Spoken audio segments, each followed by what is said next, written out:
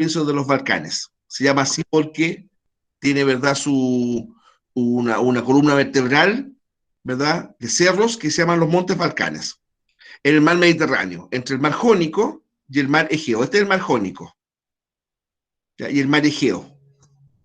Al sudeste del Peloponeso, ¿ya? Cerca del año 2100 a.C., los aqueos, un pueblo de tradición guerrera, invadió y sometió a los cretenses, un pueblo originario de la isla de Creta.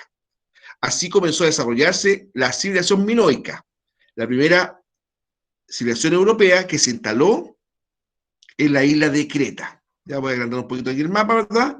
Esta isla grande, se llamaba Creta, que en la actualidad incluso forma parte de Grecia, parte administrativa de Grecia. Bueno, ahí tiene su origen, por así decirlo, la cultura griega. ¿Por qué motivo? Porque los aqueos, un pueblo de origen indoeuropeo, invade Creta y en conjunto con los habitantes originarios de la isla, da origen a la cultura o civilización cretense o minoica. ¿Por qué se llama minoica? Porque ahí, ¿no, verdad?, se dice, ¿verdad?, que uno de sus principales reyes, y cuyo nombre se tomó después casi como un nombre genérico, ¿verdad?, fue el rey Minos, con ese final. Y del rey Minos, del nombre Minos, deriva minoico. De hecho, de ese mismo rey es que está la leyenda del Minotauro, ¿ya?, que significa textual el toro de Minos, un monstruo, ¿verdad?, devorador de hombres, que era cabeza de toro y cuerpo de hombre, justamente. Siento que ahí, en torno a eso está la leyenda de Teseo, ¿ya? Bueno, posteriormente los aqueos se expandieron por toda la península hasta alcanzar el sur de Italia y la costa occidental de Asia Menor. Estas dos regiones conformaron la Magna Grecia, llamada por los griegos Elas o Hélada, ¿ya? De allí la denominación helenos para los habitantes de la región, ¿cierto? Es decir, sur de Italia, Grecia propiamente tal, y lo que es hoy día la costa occidental del Asia Menor, es decir, Turquía actual. Bueno, todo eso es lo que se denomina la Magna Grecia, ¿ya? La Magna Grecia. De hecho, hubo ciudades importantes, Siracusa, ¿verdad? Acá tenemos, ¿verdad?, Bizancio. En la desembocadura del río Nilo dijimos que estaba Alejandría, ¿verdad?, fundada por Alejandro Magno, pero Alejandría se fundó en base a una colonia griega y Naucratis, que fue refundada por Alejandro Magno, ¿verdad?, y ahí se transforma en Alejandría. Lo mismo que Masilia, en el sur de Francia, ahí viene Marsella, ¿verdad? Neápolis, en Italia, de ahí viene Nápoles, etcétera, ¿eh? Bueno, posteriormente los aqueos se expandieron por toda la península hasta alcanzar el sur de Italia, ¿ya? Es lo que denomina Magna Grecia. La península de los Balcanes, esta que está acá, es la más oriental de las penínsulas europeas del Mediterráneo, porque el Mediterráneo tiene 4, o sea más, pero tiene 5 penínsulas, ¿cierto? La península ibérica, donde está España y Portugal, la península itálica, donde está Italia, la península de los Balcanes, que es la que estamos hablando ahí, Grecia, la península de Asia Menor, donde está Turquía en la actualidad, y al sur de Europa, norte de África, está la península de Túnez, donde está el país del mismo nombre. De esas penínsulas, ¿verdad?, 3 europeas, una asiática y la otra africana, ¿verdad? Bueno, en la más oriental de esas penínsulas se ubicó el estado o país griego. Ahora, la civilización griega se destacó por su desarrollo en la arquitectura y por un gran legado filosófico, con pensadores como Sócrates, Platón, Aristóteles.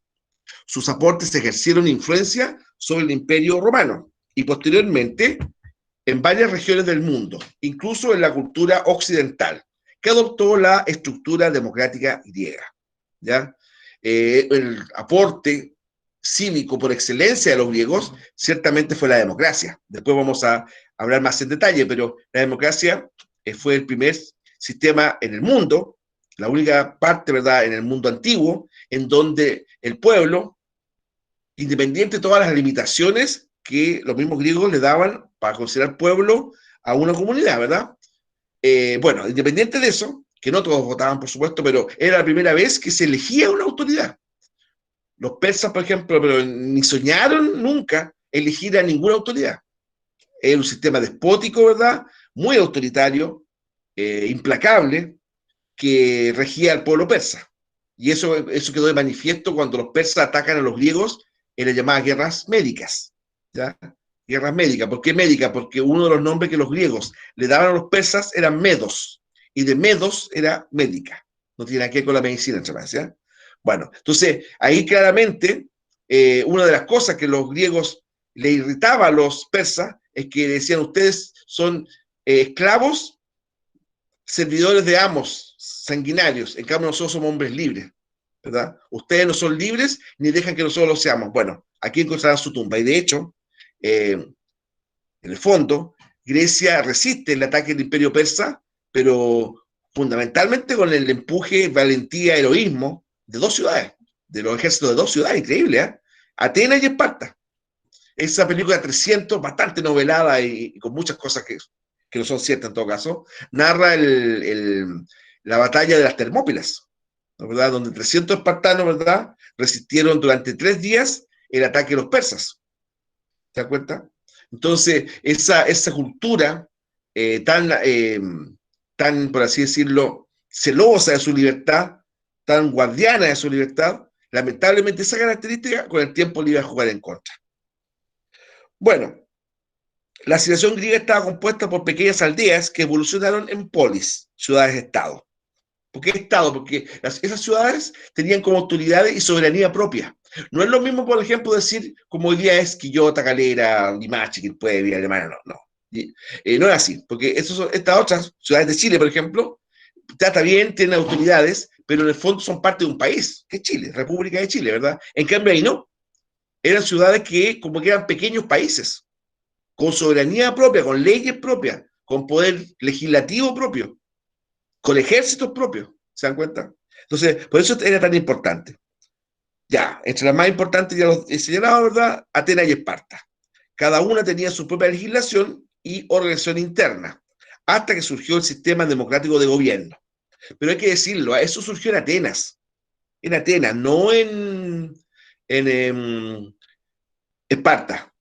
La poli espartana fue aristocrática, una poli fundamentalmente aristocrática, de tipo militar, una sociedad muy dura, porque los espartanos, ¿qué es lo que decían ellos? Nosotros tenemos que formar buenos soldados para rechazar cualquier tipo de invasión, y de hecho en la guerra contra los persas se demostró eso. Ahora, el problema, ¿verdad?, es que ese tipo de mentalidad no tenía justificación en tiempo de paz. Crear, ¿verdad?, de forma tan dura a sus futuros ciudadanos soldados, ¿cierto? Ahora, había algunos elementos que unían a los griegos: la religión, todos conocían los mismos dioses, ¿verdad? El idioma, por cierto, el apego a la libertad, a la autonomía, pero también los Juegos Olímpicos, como ahí aparece, ¿ya? Los Juegos Olímpicos eran competencias deportivas, pero que tenían un origen religioso.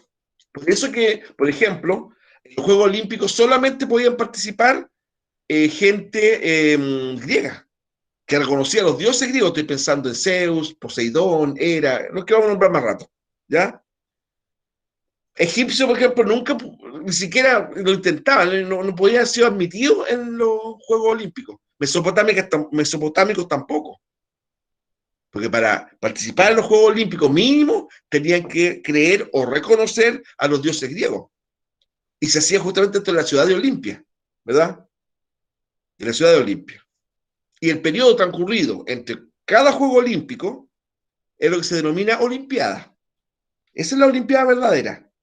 En la actualidad, prácticamente Olimpiada se le dice al Juego Olímpico, las Olimpiadas de Berlín, las Olimpiadas de Los Ángeles. No, esos son los Juegos Olímpicos de Berlín, los Juegos Olímpicos de Los Ángeles, los Juegos Olímpicos de Tokio, ¿ya?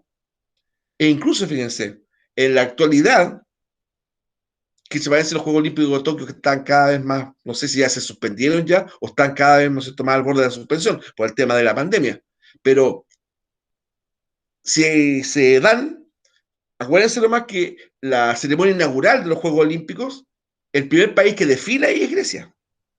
Grecia, no porque Grecia sea potencia deportiva, porque no lo es, ¿ya? Es porque eso fue el origen de los Juegos Olímpicos. Y la otra alusión que se hace es cuando se gana, ¿verdad?, una competencia, los 3 primeros lugares, el podio, la medalla de oro, plata y de bronce. Además de las medallas, le dan una suerte de, como de corona, ¿verdad? Corona. Una parte salía de corona de olivo, yo sabía que era corona de laurel, pero bueno, una corona con hojas, ya al fin y al cabo. Cuando la civilización ocupó la región, no, eso no lo he leído. La geografía de Grecia influyó de manera significativa en el desarrollo de la civilización. Disponían de escasos recursos naturales, aunque tenían acceso a la abundante agua del mar, que resultó una importante fuente de riqueza, de tanto pesquero, ¿verdad? Pero también el mar como elemento, como canal de comunicación con otras regiones. Las montañas cubrían un 80% de la antigua Grecia y unos pocos ríos atravesaban el paisaje rocoso, por lo que eran insuficientes para el desarrollo de la agricultura, porque eran valles muy chicos, muy estrechos, ¿eh? Entonces, agricultura a gran escala, los griegos nunca pudieron realizar. Las características del terreno forzaron a los antiguos griegos a colonizar varias islas vecinas, convirtiéndose en hábiles marineros y comerciantes. Cuando la civilización ocupó la región de Magna Grecia, sur de Italia, se establecieron en asentamientos permanentes, que más adelante formaron las polis, y vivían principalmente de la pesca y el comercio. En el norte de Grecia el terreno resultaba propicio para la agricultura, lo que permitió el desarrollo de varios pueblos helenos. ¿Ya? Es más, está claro que los griegos fueron buenos comerciantes, entre otras cosas, se debió a que se vieron obligados a desarrollar el comercio a partir justamente de la pobreza natural de su suelo. De hecho, uno de los principales productos de los griegos, ¿verdad? Más que los cultivos de hortaliza o de fruta, etcétera, era, ¿verdad?, la aceituna, ya los olivos. Los olivos, por ejemplo, en Atenas, era su principal fuente de ingresos. Los higos también. Claro, porque son árboles de tipo mediterráneo, ¿ya? Ahora, en la evolución política de Grecia existieron varias formas o sistemas de gobierno. Por ejemplo, la monarquía. Fue el gobierno que tenía como figura central a un rey, que recibía el trono a través de la herencia familiar. ¿Ya? De hecho, la palabra monarquía significa textual gobierno de uno. Mono, uno, arcos, poder. ¿Ya? Poder o gobierno de uno. Eso significa monarquía. ¿Ya? Después, y más encima, o lo importante, ¿verdad? Es que ese sistema era considerado legítimo, ¿ya? Porque el monarca, o líder, o rey, se asumía la descendencia, o descender, ¿verdad?, de un héroe, de un dios incluso. Ahora, eso se asumía, evidentemente, lo más probable que no fuera así, o sea, no era así, pero él se jactaba, por ejemplo, ya, yo desciendo decían ellos, de Heracles, que los romanos llamaron Hércules, de Perseo, de Teseo, ¿ya? Como para darse ínfulas de origen noble, ¿ya? De origen mitológico, de origen casi religioso. Entonces, por eso que la monarquía era aceptada por el pueblo griego, pero después políticamente Grecia evoluciona y pronto la monarquía va a ser después, va a ser, ¿no es cierto?, reemplazada por otro sistema de gobierno como el que va a ver a continuación. Si uno ve la película Troya o sus películas afines, ¿verdad? Ahí se ve que las ciudades griegas tenían sus reyes. Micena gobernada por Agamenón, Esparta gobernada por Menelao, Ítaca por Odiseo, ¿se dan cuenta? La misma Troya por Príamo. Pero eso después cambia. Después los reyes, ¿verdad?, dejaron de ser los entes políticos más importantes, como ver a continuación, ¿ya?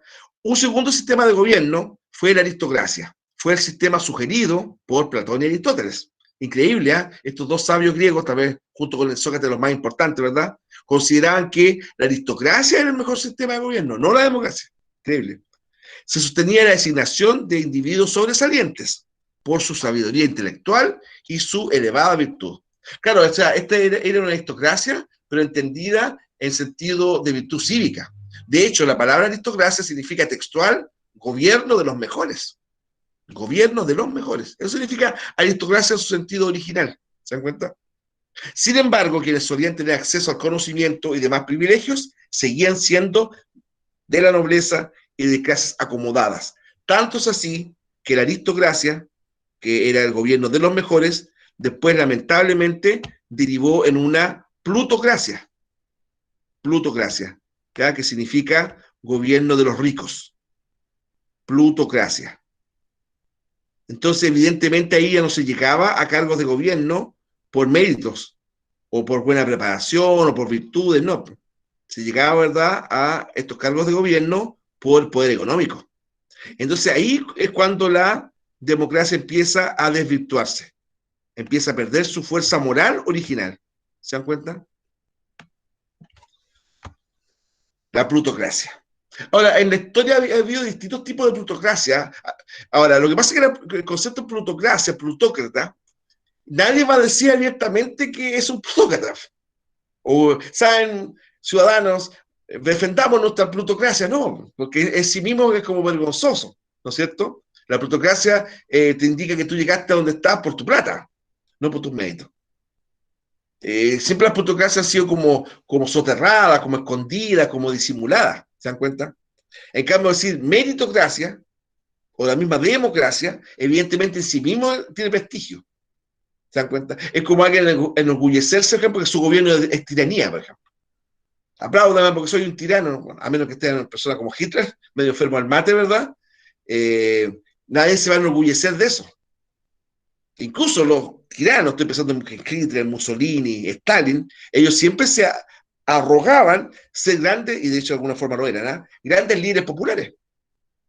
La mayoría de estas abominables dictaduras, ojo que dictadura es un concepto romano, no griego, totalitarismo, ¿verdad? Ellos siempre se asumían como caudillos del pueblo, que eran seguidos por mucha gente, y repito, en muchos casos lo eran, en muchos casos lo eran. Bueno, la aristocracia, ya un gobierno que partió siendo de los mejores, pero se transforma, ¿verdad?, en un gobierno de clase acomodada, de personas que lamentablemente se preocuparon de sus intereses de clase y no del bien entero de la comunidad. Bueno, y la oligarquía, que va en esa misma línea, ¿verdad?, fue el tipo de gobierno que concentraba el poder de un grupo selecto de individuos, generalmente de la misma clase social. Solía ser un sistema aristocrático, con la diferencia de que perpetuaba por linaje de sangre en lugar de designar a la persona más idónea, según sus cualidades éticas. Por lo que algunos consideran este sistema como una aristocracia desvirtuada, ¿ya? Es decir, una aristocracia que se corrompió de tal forma que se transformó en oligarquía. De hecho, la palabra oligarquía significa textualmente gobierno de unos pocos. Eso significa oligarquía, gobierno de unos pocos. Bueno, la tiranía fue el tipo de gobierno que tenía como figura a un individuo que tomaba el poder por la fuerza y a través de medios inconstitucionales, derrocando al gobierno precedente, por contar con el apoyo popular o militar. El líder se destacaba por asumir el poder absoluto y reprimir a cualquier oposición. Claro, se podía ser un buen gobernante. Yo siempre les cuento, ¿verdad? O cuando paso esta materia, planteo la presencia del, comillas, buen tirano. Bueno, uno dirá, ¿puede haber un buen tirano? Claro, lo hubo. Ya, que fue el caso de Atenas con Pisístrato. Este señor, ¿no es cierto? Eh, Era un rico acaudalado agricultor que proveía de trigo y harina a la ciudad de Atenas. Y producto de un accidente, ¿verdad?, convence a sus conciudadanos, ¿cierto?, de que fue preso de un asalto, le conceden una guardia armada y expulsa a los miembros del Areópago, el poder legislativo de Atenas instante, ¿verdad?, e instala su poder personal. Y en un comienzo yo diría que gran parte de su gobierno fue muy popular, porque en todas partes del mundo los políticos en general son rechazados por la gente. Y llegó este otro señor, ¿verdad?, que más encima los echa a todos sus cargos, ¿verdad?, a todos estos políticos, y él queda a cargo. Y las primeras obras que le hace en beneficio de la masa popular, ¿se dan cuenta? Mejoró el tema del trabajo, embelleció la ciudad, la fortificó, creó el puerto del Pireo. El Pireo es el puerto de, el puerto, ¿cierto?, de Atenas, ¿ya? Entonces, por así decirlo, fue un, comillas, muy entre comillas, buen tirano. ¿Por qué digo muy entre comillas? Porque tiranía en sí mismo es mala, es perversa, ¿ya? por muchas buenas obras que haga un gobierno. Si es tiránico, si eso es ilegal o ilegítimo en su origen, es muy difícil para analizarlo con objetividad, porque es ilegal y ilegítimo en su origen. ¿Se dan cuenta? Bueno, muere Pisístrato por causa natural. Él murió en el poder, ¿eh? Y él dejó establecido que sus dos hijos lo sucedieran, Hiparco e Hipias. Hiparco e Hipias, los dos con H, Hiparco e Hipias. Y ocurre que en una emboscada, ¿verdad? Hiparco es asesinado, al poco tiempo incluso. E Hipias toma el poder y ahí él se transformó en aquel personaje que nosotros lo vemos asociado al concepto más moderno de tiranía. Él fue un tirano como nosotros tenemos un tirano, un tipo más bien déspota, receloso. Él era muy desconfiado porque él pensaba que a él le iba a pasar lo mismo que a su hermano. Él reprimió más duramente todavía, ¿verdad?, que su padre, ¿no es cierto?, a la oposición, y finalmente en una conjura es echado del poder y echado de Atenas. Tanto así que el tiempo después, Hipias ofreció su servicio a los persas. Y lo que era la cosa, él conservaba algunos bienes en Atenas. Y cuando los atenienses supieron eso, arrasaron su casa, incluso enajenaron a sus esclavos, etc.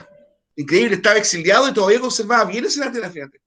Pero después, obviamente, la embarró con ganas, ¿no es cierto? Porque, lamentablemente, para los atenienses, ¿no es cierto?, él se pasó al bando enemigo.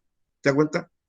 Entonces, los atenienses después quedaron bastante traumatizados con esta tiranía, pero tampoco querían regresar a la oligarquía.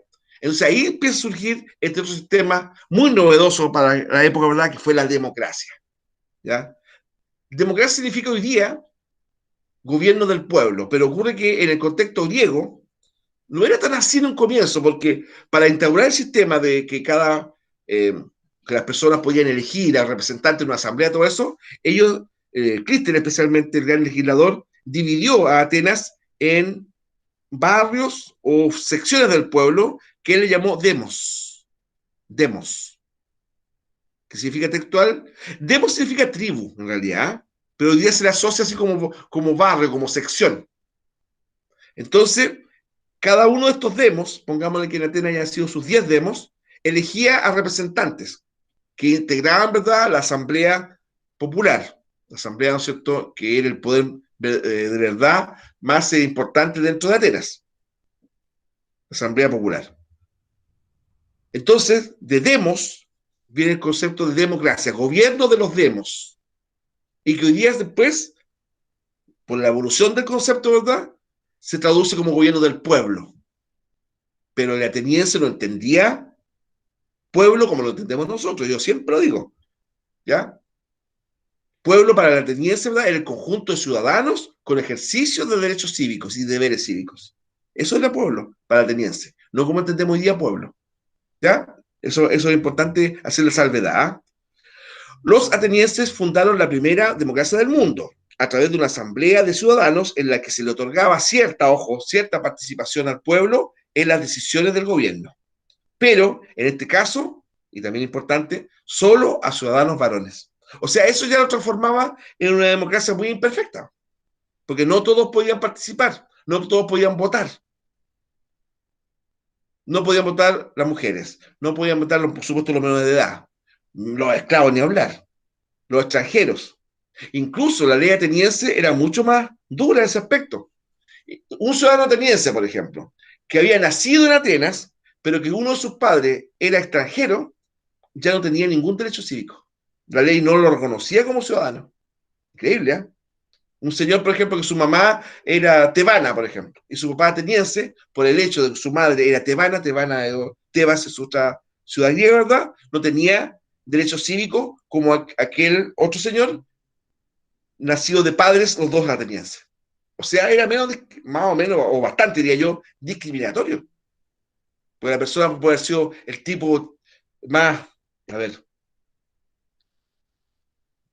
meritorio y hábil, ¿no es cierto? Y virtuoso, pero como su papá, uno de ellos por lo menos, no era ateniense, él no podía eh, tener ningún tipo de cargo público. Incluso si un ateniense se casaba con una mujer extranjera, en ese tiempo no le valía el matrimonio en Atenas. Era considerado inválido. Y sus hijos ilegítimos. Entonces ahí como que se me van para abajo la tendencia, ¿eh? Porque uno siempre tiene Atenas como ya, está bien, la cuna de la democracia, ¿no es cierto? La libertad, está bien, perfecto.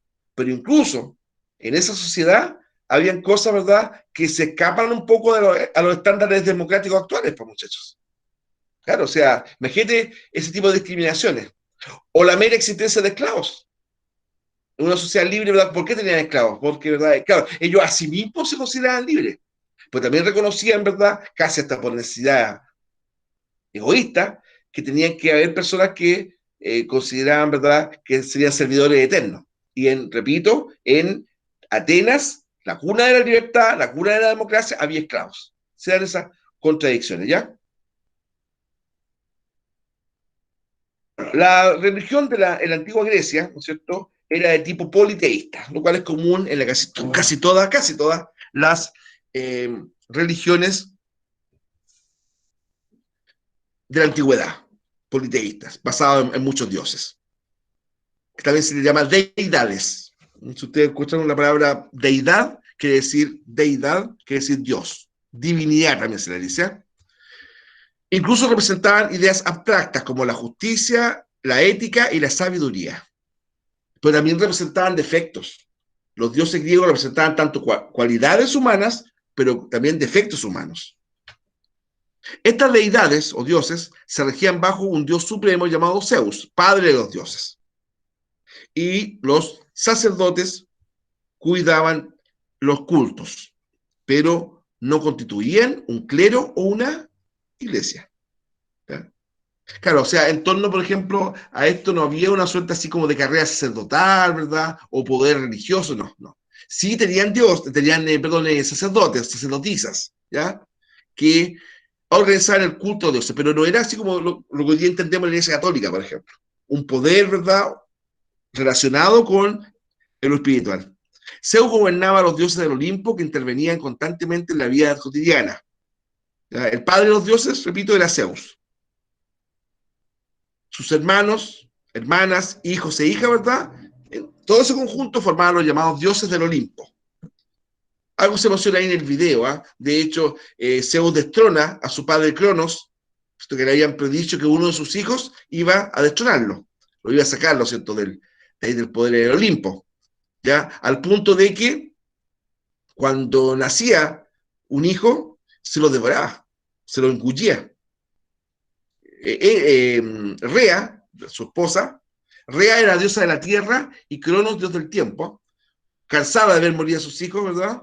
En un momento dado, cuando va a dar a luz o antes, le pide a sus sirvientes, ¿verdad?, que le den vino en abundancia a su marido. Lo embriaga y después lo hace creer, ¿verdad?, envuelve a la supuesta guagua o bebé en una mantilla, pero ocurre que después lo saca de ahí y coloca una piedra. Curado como estaba, ¿verdad? Cronos no se da cuenta y se devora la piedra. Imagínate, estamos dando una leyenda, ¿no? Bueno, pero la cosa está que ella mantuvo oculto a ese niño que después se llamó Zeus y después cuando creció, ella se le aparece, ¿verdad? Y le dice que ya es hora, ¿verdad, hijo, de que va a verse al Olimpo y expulse a tu malvado padre, porque y la cosa, cuenta la leyenda que hace eso Zeus, porque ese ya era más poderoso que su papá Cronos, ¿verdad? Toma al viejo, ¿no es cierto?, al dios este malvado, ¿verdad?, que se había adorado, lo da vuelta y lo empieza a sacudir, ¿ya? Lo empieza a sacudir, patas para arriba, se lo empieza a sacudir. Y cuenta la leyenda que Cronos empieza a vomitar todos los hijos y hermanos de Zeus. Y de ahí sale, ¿verdad?, Hades, sale la diosa Hera, el dios Poseidón, ¿qué más? Latona, etcétera. ¿Se dan cuenta? Las leyendas son así, tienen esto como elemento fantástico, ¿verdad? ¿Qué decir? Entonces, de esa manera, ¿verdad?, bastante increíble, es que se organizó, creó, se estableció el panteón de dioses definitivo de los griegos. Y ahí tenemos listado: Atenea, diosa de la sabiduría y de la guerra; Afrodita, diosa del amor y de la belleza, también la diosa de la lujuria; Ares, dios de la guerra violenta. Y con el tiempo, a Ares se le asumió como dios de la masculinidad, al punto que la mitología griega lo coloca como amante de Afrodita, de Afrodita. Apolo, dios del arte, del deporte, de la luz, del sol, de la belleza masculina. Apolo era como el prototipo de hombre bello, el Mino de los dioses, digo yo.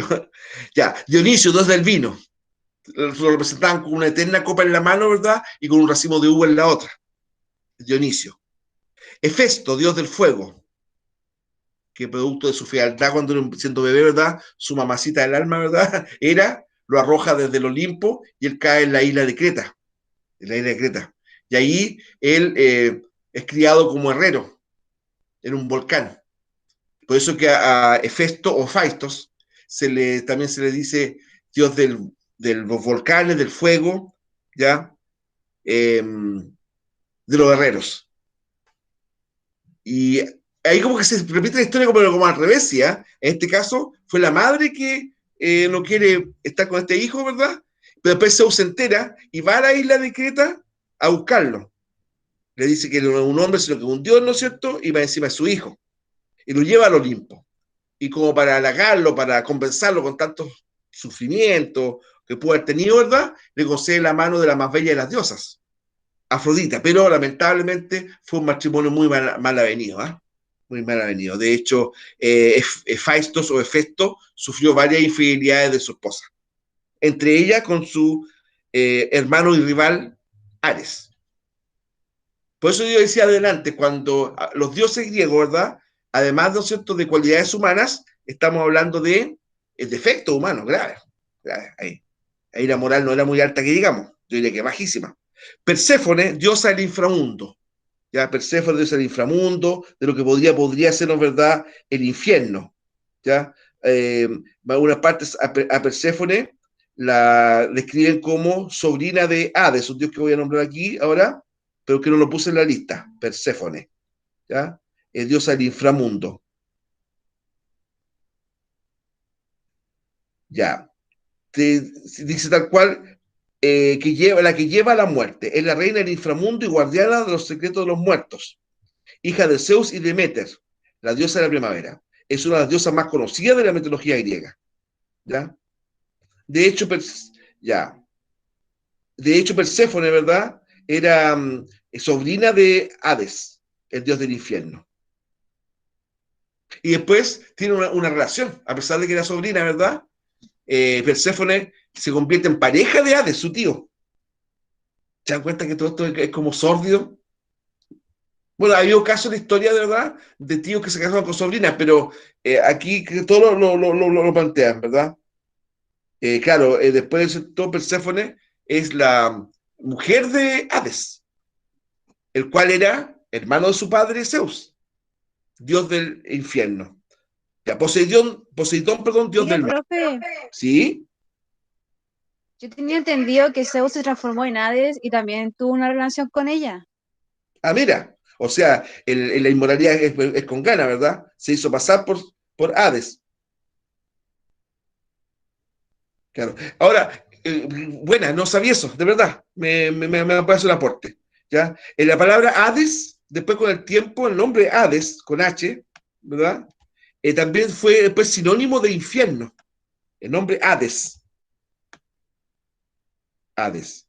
Como sinónimo de infierno. Y en algunos textos aparece como sinónimo de sepulcro. Hades. Puede ser catalogado como el dios del infierno o del lugar de los muertos, ¿verdad?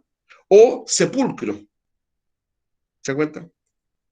Entonces, a ver, un tema, aquí me metí un poquito en religión, pero cortísimo, ¿eh?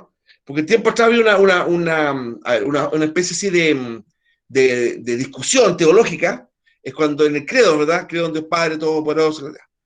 Y hay una parte que dice, descendió a los infiernos, dice, por Jesús, descendió a los infiernos. Al tercer día resucitó de entre los muertos. Pero teólogos señalan, ¿verdad?, que estaría mal traducido ahí, descendió a los infiernos, que cuando en griego, ¿verdad? Porque muchos de estos textos fueron escritos en griego, ¿verdad? No quiso decir el escritor bíblico infierno, es descendió al sepulcro, porque Hades significa Dios del infierno, un Dios, ¿no es cierto? también significa infierno, pero también significa sepulcro. ¿Se dan cuenta? Tumba. Puede ser un dios, puede ser el infierno en sí mismo, el Hades, el infierno, ¿ya? Pero también puede ser sepulcro, sepultura, tumba. Entonces ahí esta parte estaría como incorrecta del credo. Descendió a ese infierno. Repito, estos son análisis, ¿verdad? Que no, uno es difícil establecer si es así o no, ¿ya? Pero yo leí ese tiempo que sería un error decir que Jesús descendió a los infiernos, como dice el credo. No, o mejor dicho, fue un error de traducción, ¿ya? Que descendió al sepulcro. Porque la palabra que en el credo original es Hades, Hades con H. Y Hades puede ser el dios del infierno, puede ser el infierno, pero también puede ser sepulcro o sepultura. ¿Se dan cuenta? Interesante, ¿eh? Se debe escudriñar cuál es la realidad ahí. Bueno, tampoco la nombro acá, por eso lo escribo aquí, Hera, hermana y esposa de Zeus, diosa de la familia, del matrimonio, del hogar, ¿ya? No, era también por una diosa, que era buena, pero también se mandó varias. ¿Cuál? Bueno, el temita esa de cuando lanza a su hijo Hefaisto de lo alto del Olimpo, ¿verdad? Es una. O la otra cuando, a ver, rápidamente, ¿eh? Hera participó, se hizo un concurso de tejidos en el Olimpo, ¿ya? Iba a haber un jurado, ¿verdad? Presidido por Zeus. Entonces, distintas competidoras iban a hacer, pero en forma anónima, un tejido, y un jurado lo iba a determinar quién era la ganadora, ¿ya? Entonces, una de ellas es una famosa tejedora mortal, es decir, mujer, digamos, Aracné. Y ocurre que en ese mismo concurso participó Hera, que también tejía bonito. Bueno, la cosa es que, y más encima no se sabía, el jurado, ¿verdad? No podía saber a qué persona pertenecía cada tejido. Presentaba su obra, ¿verdad? Empezaban a mirar y el jurado declaró que tal tejido era el ganador. Y ese tejido resultó ser de la mortal Aracné. No sé si ya le empieza a sonar el nombre ya, Aracné. Y ocurre que mi amiga Hera se enojó, pues, se picó, ¿ya? Encima, su marido, Zeus, había sido el presidente del jurado. Y después, al no poder soportar su rabia y su humillación que se sintió ella, convirtió a Aracné, ¿saben? Era que la convirtió, ¿se le imaginan? ¿En qué la puede haber convertido? ¿A qué le suena Aracné? La convirtió en araña. Le dijo, ya que tú me has vencido en este concurso, ¿verdad? Buen tejido, vas a tejer eternamente tu red, etc. Y de hecho de aracné proviene arácnido, ¿verdad? El género de las arañas. Increíble, ¿eh? Es una leyenda, por supuesto. Ya, otro dios que tampoco incluí en la lista, me castigo, es el dios Hermes. Mira, una curiosidad, los tres dioses que no incluí, los tres con H. Bueno, una curiosidad. Hermes era el dios de los mensajeros, llamado Mercurio por los romanos. Se le representaba, ¿verdad?, extremadamente pálido, con un casco con alas en su cabeza, y lo más curioso, alas en los pies. A la altura de los tobillos, ¿verdad?, tenía otra ala. Y por eso Hermes, llamado Mercurio por los romanos, ¿verdad?, se desplazaba velozmente por el universo, llevando y trayendo mensajes. Por eso que a Hermes después se lo considera dios de los mensajeros, dios de los correos. Y después dios del comercio, ¿eh? Mercadería viene de Mercurio en la versión romana de Hermes. Y de hecho, pues ¿cuál es el planeta más rápido del sistema solar? Mercurio. La versión romana de Hermes, el dios griego. Ahora, dentro de la religión griega, ¿verdad? No, es un tema importante en la mitología. No es lo mismo decir mitología que religión, aunque tiene mucho que ver. Tanto en la literatura como en el arte, los dioses fueron representados con cuerpos y personajes humanos, como seres buenos y malos, que tenían hijos, luchaban en batallas, que aparecían en los cuentos de la mitología griega. Oye, en la mitología griega tenemos todos estos ejemplos de relaciones incestuosas. Madres con hijos, padres con hijas, entre hermanos. Entonces da la sensación que tal hecho para ellos no era un tema demasiado complicado desde el punto de vista moral. Yo creo que el tema, por ejemplo, como un pecado abominable, es más bien de la tradición judeo-cristiana, y no tanto griega en sus orígenes. Pero como en la mitología griega hay pero muchos casos de insectos, reitero, de distintos tipos, ¿verdad? En el video veíamos, ¿verdad?, que el dios Urano tuvo hijo con su madre Gea, por ejemplo. Lo que me aportaba, ¿verdad?, recién, que Zeus se hizo pasar por el esposo de Perséfone, ¿verdad? Y también se convirtió en su amante, padre con hija. O sea, un tema chocante desde el punto de vista actual. Y abominable hasta decir basta, ¿verdad? Los dioses se casaban entre hermanos. Entonces, por eso digo yo, de una óptica nuestra, siglo XXI, ¿verdad? Lo más probable, ¿verdad?, que tal acción en la antigua Grecia, a lo mejor no era considerada, ¿verdad?, un pecado tan abominable. De hecho, ni siquiera existía el concepto de pecado. La palabra pecado, ¿verdad?, es más bien un tema judeo-cristiano y no griego, ¿verdad? Entonces, eso es un tema bien importante. Pero si de repente incluso y de verdad, muchachos, en serio, no crean que le estoy colocando, ¿eh? Pero muchas leyendas griegas hasta describen zoofilia, relaciones sexuales de seres humanos con animales. O, por ejemplo, que me parece que Perséfone, pues, ahí cuando Zeus se convierte en toro, ¿no? Me parece que el caso de Zeus con Perséfone, que una de las formas, ¿verdad?, en que Zeus se convierte en toro. Y en esa condición tiene sexo con Perséfone. Me da impresión. Me comprometo Eso a... existe los semilloses, ¿no? Claro, correcto. Porque Claro, tengo eso entendido sí. que él se transformaba en pato, en perro, en todo lo que encontraba para Claro, fornicar con claro. lo que encontrara. O sea, hubo otro dios o diosa que para hacer el amor con su amado se transformó en cisne. Lo vamos a averiguar, que así como estoy este instante estoy solamente de memoria nomás, y no tengo acceso así a buscarlo de inmediato, pero por eso no me atrevo a decirlo con tanta seguridad, o qué dios, o qué diosa, que estaba enamorada, ¿verdad?, de otro señor, ¿verdad? Y para lograr su cometido se transforma en cisne.